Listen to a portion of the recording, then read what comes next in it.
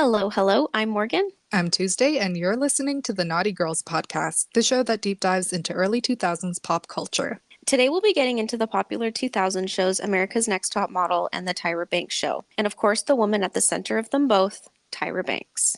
Controversial clips of the shows have resurfaced and gone viral over the past couple of years on both YouTube and TikTok. These clips were shocking not only to the people who've never seen the shows, but also to those of us who grew up watching Tyra on TV as young kids. A lot of us weren't able to recognize how troubling the content actually was, and that's been the case for both myself and Morgan.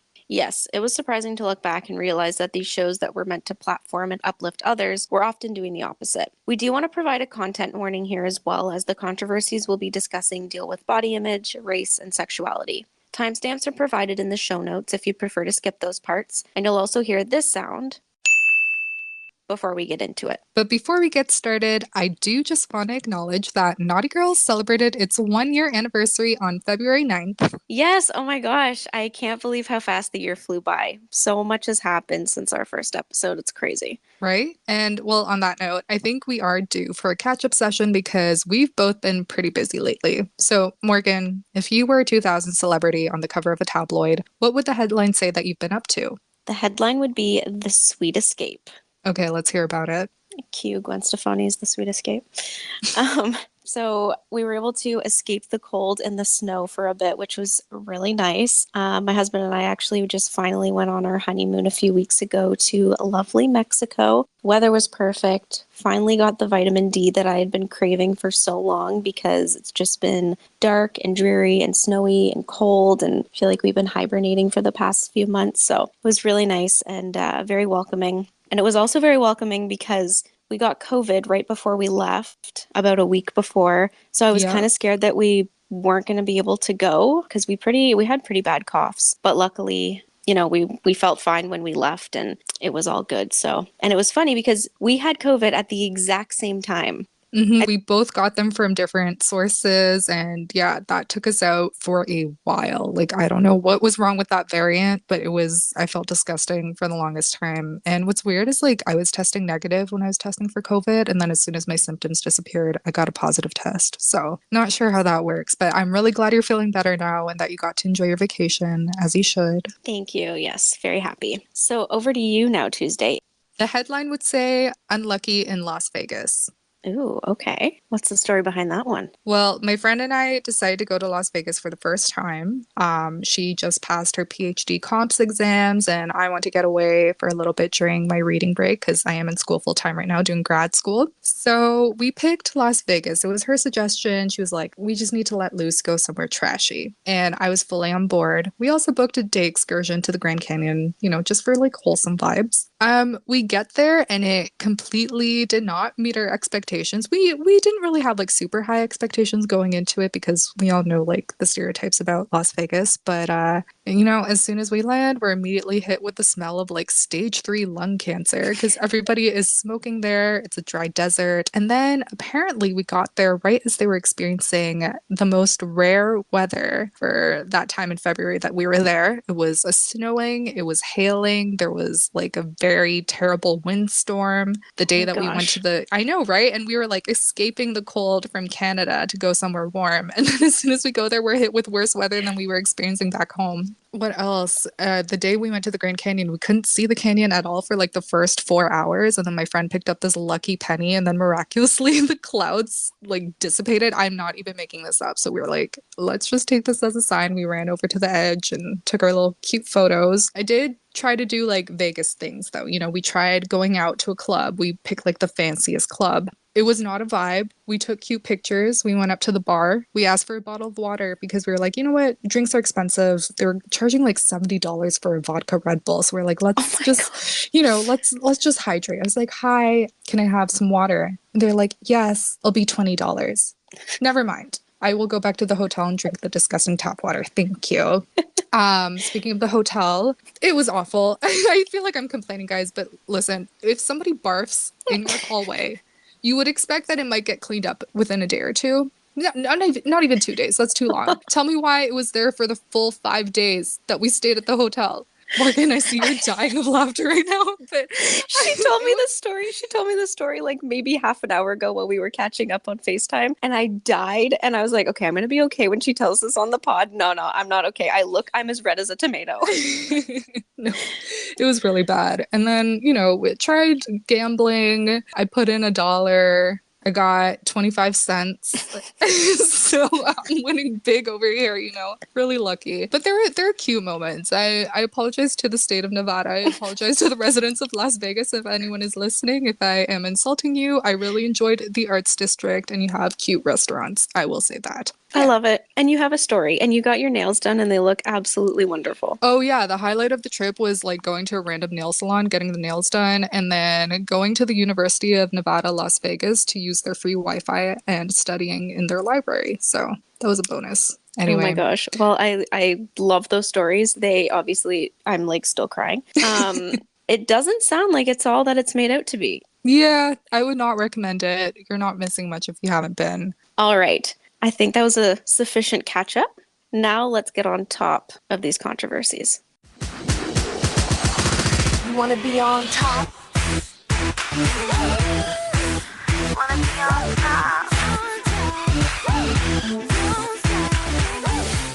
Tyra Lynn Banks was born on December 4th, 1973 in Inglewood, California. She started her modeling career when she was 15, and throughout the 90s, her work ranged from high-fashion editorial shoots around Europe to commercial modeling in America. She booked a record-breaking 25 fashion shows in 1991, which propelled her up to supermodel status, and the fashion industry was often pitting her against fellow supermodel Naomi Campbell as the top Black model in the world. Tyra was also a Victoria's Secret model from 1997 to 2005 and made history by being the first Black woman to be featured on the cover of GQ magazine and the swimsuit issue of Sports Illustrated. By the early 2000s, she was one of the world's top earning models. Tyra was also interested in acting. She impressively booked her first gig as a recurring guest on The Fresh Prince of Bel-Air, where she's played Will Smith's childhood friend and ex-girlfriend, Jackie Ames. Tyra said in an interview that her audition for that role was a fail. She said that no one had prepared her and that she showed up dressed in character, which was a baggy t-shirt, basketball shorts, and no makeup, which is apparently a faux pas in Hollywood. Yeah, and yet she still got the part. Okay, so let's be real.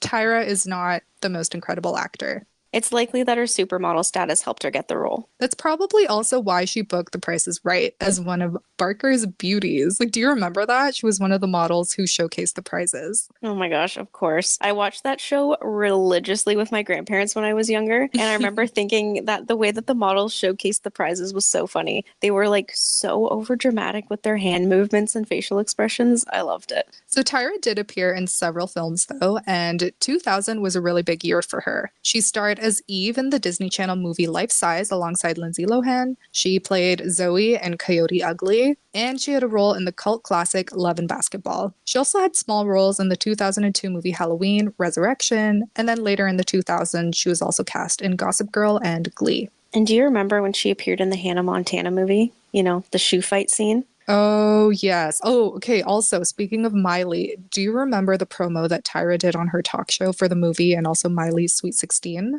I can already tell this is going to be weird, but please remind me. Okay, so for Miley's birthday, Tyra framed a picture of herself that was taken when Tyra was just 16 years old, and then she gave it to Miley as a gift.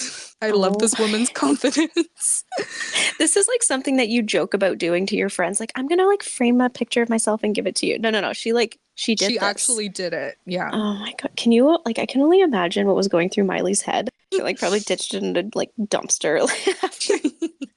Oh gosh. Well, that's interesting too because apparently Tyra was super insecure with her looks when she was younger. She says that she went through a quote unquote ugly duckling phase when she was going through puberty and she was teased about her appearance. She says that she had a hard time putting on weight, which made her look pretty sick and frail, and that she basically lived at the hospital with needles constantly being jabbed into her arms while doctors tried to figure out what was wrong with her. Later in life, Tyra started receiving criticism that she was too curvy, and that's when she really started championing the body positivity movement. But until then, for most of her career, Tyra was known for being pretty cutthroat when it came to mentoring aspiring models and dictating how they should look. So there was America's Next Top Model, which premiered in May 2003, and Tyra was its creator, producer, and host. For 24 seasons, she was basically like a fairy godmother for aspiring models who were competing for the title of America's Next Top Model.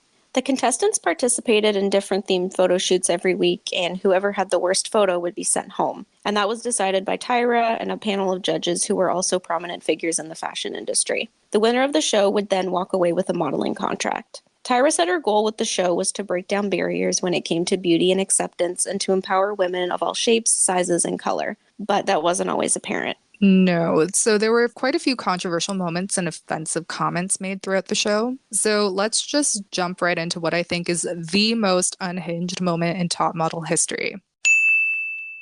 Tyra asked the contestants to participate in a photo shoot where they transformed into a person of another race and culture. Yeah, this is extremely shocking and upsetting to look back on today. White and Asian girls were painted with a dark foundation to be turned into Black and East Indian women, and one white model was put in a headdress and told to be Native American.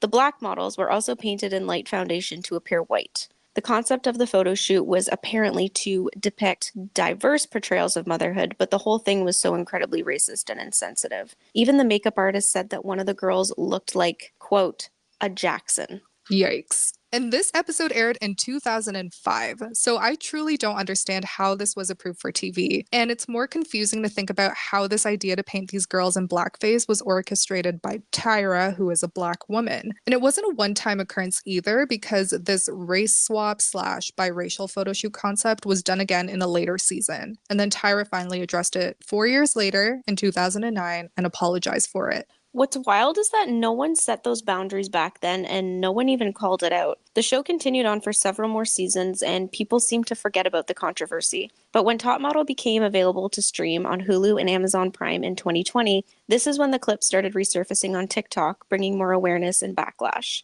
In my opinion, I don't think Tyra truly feels bad. I think she just regrets the criticism. I will say, some of the clips that went viral were iconic though, and maybe the most quotable and shared clip is that one scene where Tyra's yelling at that girl, "We were all rooting for you!" Oh my gosh, yes. The horrifying, awkward moment when Tyra has a full-on meltdown and screams at Tiffany. Do you know that all of America is rooting for you? Do you know that? And then you come in here and you treat this like a joke? I don't have a bad attitude. Maybe I am angry inside. I've been through stuff, so I'm angry. Yes, but it's not, this is not, be quiet, Tiffany. Be quiet! That's what is I'm wrong not with trying you. to, But you're not. Stop it! I have never in my life yelled at a girl like this. When my mother yells at this, it's because she loves me. I was rooting for you. We were all rooting for you. How dare you? Learn something from this. I think maybe people got a glimpse of the real Tyra that day. Several contestants have said that she's a completely different person the second the camera stops rolling, and that she's nothing like the supportive mentor she portrays on screen. I think she might have also played up her anger that day though, because it made for good TV. Yeah, it's possible. Even Tyra herself said that looking back, there were some off choices. The show's co-creator, Ken Mock, said many aspects of the show made him cringe, and Jay Manuel, the show's creative director, said that there were moments that made him uncomfortable. The show seemed like a pretty hostile and sometimes unsafe environment for the contestants too. For one, the show cast their first transgender contestant, Isis King, which was a huge deal. She was one of the most visible trans people on TV at the time. And during her elimination in Cycle 17, she had to listen to transphobic comments made by another competitor, Camille McDonald. Camille said, quote, "I need to go out there and I need to deliver because how am I going to have someone who's transgender do a better job than an actual real woman?" Ugh. Gross. Do you think they cast Isis knowing full well how the other girls would react and torment her? Possibly in an effort for some good TV? Because that's kind of how I'm seeing it. I'm not sure. So Tyra was the one who scouted Isis and invited her to audition for the show. And I think that she was cast with the intention of showing people Top Model was still committed to promoting diversity and breaking down barriers for women. But I don't think they actually cared to make it a safe environment for any of the contestants. So maybe in that regard, they were only focusing on getting good content for TV and not actually about the well-being of any of the girls, let alone trans and queer women. Like in season 5, there was an openly gay contestant, Kim Stoltz, and she was mocked and told to tone down her sexuality during her audition. When Kim told the judges that she was proud to be gay, this is how Tyra responded. I think there's a certain thing of being proud. Like, I'm black and proud, you know what I mean? But I'm not like walking on the red carpet. I'm black. Yeah, I'm black. Proud. You know what I'm saying? Tyra thought that she was being funny, but her reaction is so appalling and cringy. A feeling that we actually share with Jay Manuel, who's openly gay himself and said that the whole thing made him feel very uncomfortable. And then the way immediately after Kim had to say that she knows she's offended people by sharing that she's gay and that, quote, not everything needs to be expressed.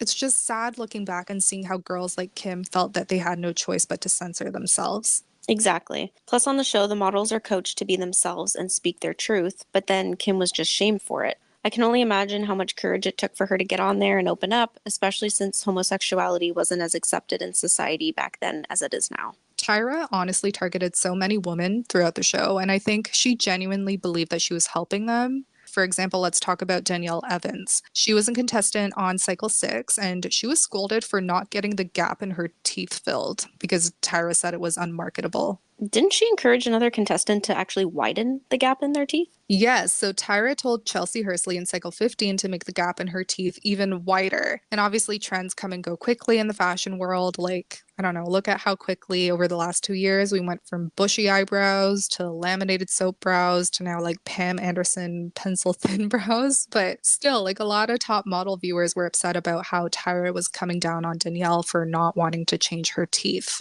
True. Well, either way, Danielle ended up winning her season, and she spoke out in 2020 when the new wave of backlash started. She said that she was torn because she loved her gap and how it made her unique, but then she also wanted to make it in the modeling industry and get out of her hometown of Arkansas. In the end, she ended up compromising by closing the gap, but only just a little bit. It's just funny contrasting how Tyra was publicly saying that she advocated for women to flaunt their natural beauty. But then the top model contestants were always pushed to change their looks dramatically. And then Tyra would get mad if they became emotional or if they didn't want to go through with it. I remember the cycles where Tyra would force at least one girl to chop off all her hair or like go bald and then call her weak if she had any hesitation. And that is by no means a necessary step to becoming a model or even a supermodel. I feel like Tyra was always trying to push boundaries and test what would trigger the contestants. In season 4, one of the photo shoots took place at a graveyard. First of all, why? Tyra and the producers also showed zero empathy for one of the girls who didn't want to take part in the shoot because her best friend had died in a car accident the day before.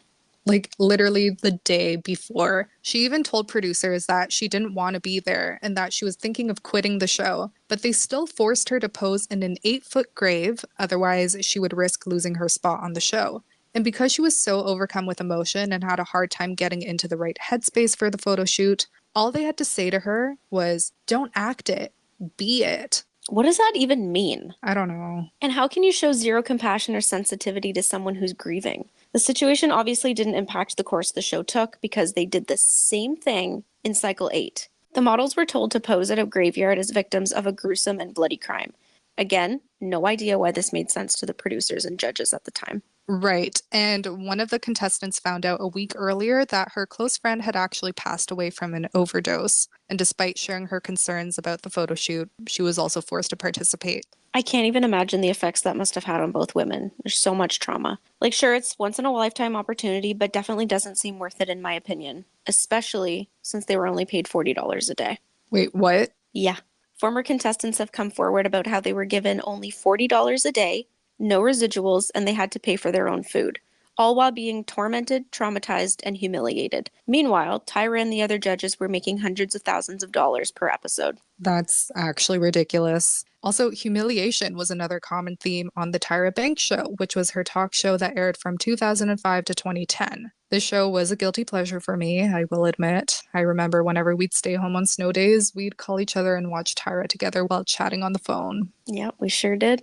So the show covered a variety of topics with a focus on issues affecting women, but Tyra took a very interesting approach. Yeah, nothing was off the table for her. So her approach to promoting body positivity included the following segments. She wore a 350-pound fat suit for a day to learn what it's like to live as an obese woman and to experience being fat-shamed. She had her entire audience stripped down to their bras and underwear for a, quote, panty party. Okay, so she also had a sonogram of her breasts done on air to prove to everyone that she didn't have implants. And she had other women wear tight spandex bodysuits and judge each other's appearances.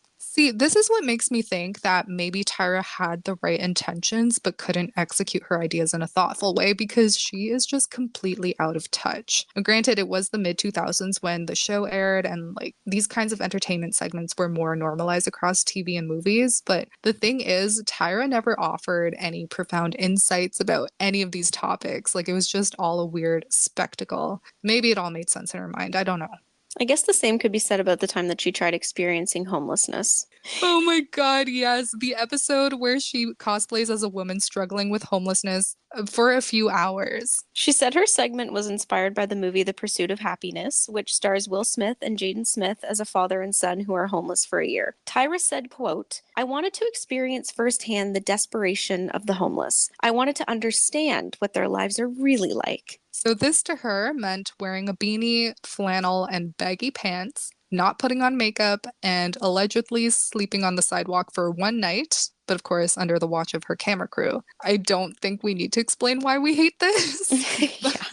But I also do want to mention that she later went on to use homelessness as an aesthetic for a photo shoot. She is seen in a photo laying on the ground, full glam, behind a cardboard sign that says, "Will pose for change." I can't. Again, because of the top model clips resurfacing, people started digging into the old clips of the Tyra show and posting them online. Because of the renewed backlash, the homelessness segment even made it onto Last Week Tonight with John Oliver in 2021. I think we should mention, for those who didn't follow Tyra's career during its peak, that she was not necessarily a beloved figure by any means. She did receive a fair amount of criticism and ridicule for most of the things that we've mentioned, and deservedly so, I think. Yep, absolutely. She was polarizing for the most part, but people weren't tuning into Tyra's talk show for hard-hitting news, you know? Like, people knew that she was kooky and wanted to be entertained. I mean, that's pretty much why I watched.